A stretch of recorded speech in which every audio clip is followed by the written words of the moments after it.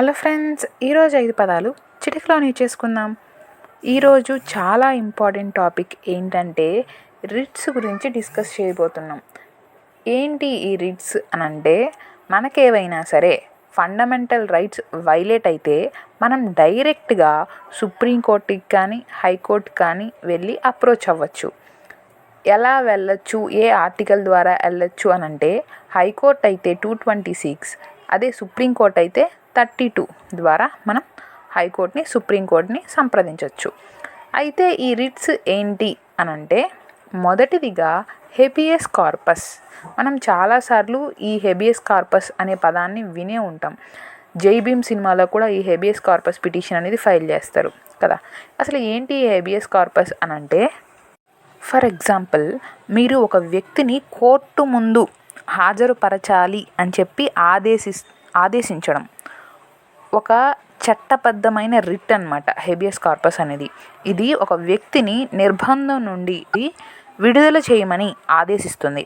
అంటే ఒక వ్యక్తిని చట్టవిరుద్ధంగా లేదా అనవసరంగా నిర్బంధంలో ఉంచినప్పుడు అతన్ని కోర్టు ముందు హాజరుపరిచి నిర్బంధం అనేది చట్టబద్ధమైనదో లేదో అని నిర్ధారించేందుకు ఈ రిట్ అనేది ఉపయోగపడుతుంది. అంటే present the body. Habeas corpus అంటే ప్రెజెంట్ ద, అంటే ఆ వ్యక్తిని కోర్టు ముందు తీసుకొని రండి, హాజరుపరచండి అని అర్థం. రెండవది మ్యాండమస్.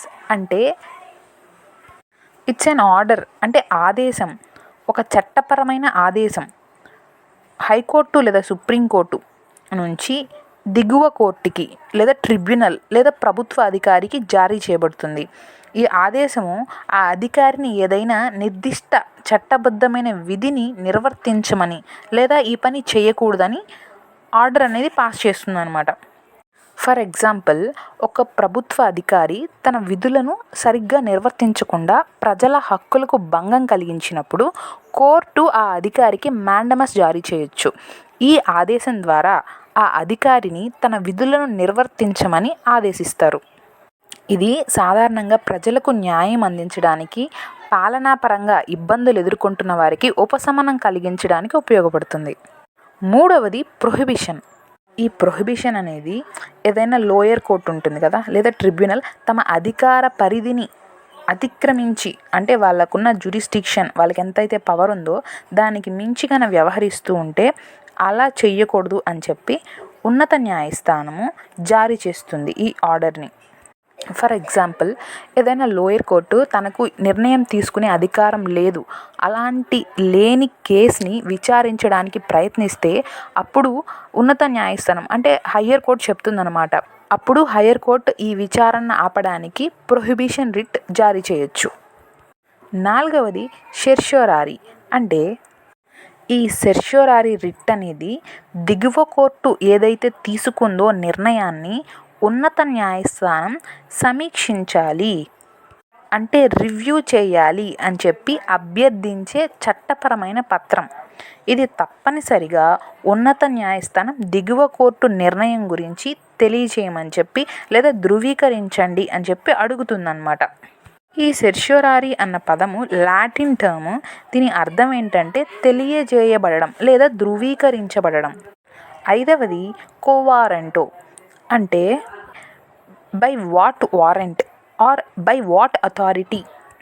ఒక వ్యక్తి ప్రభుత్వ పదవిని కలిగి ఉంటే ఆ హక్కును సవాలు చేయడానికి ఈ రిట్ అనేది ఉపయోగిస్తారు.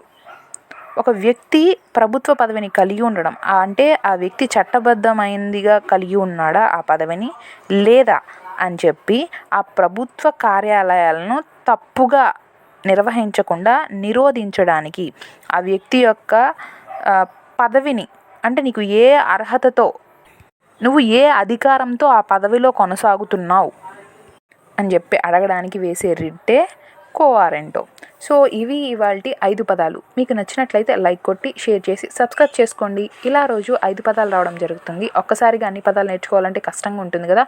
సులువుగా ఇలా 5 పదాలను గుర్తుంచుకోండి. మరో వీడియోతో మళ్ళీ కలుస్తాను. బాయ్.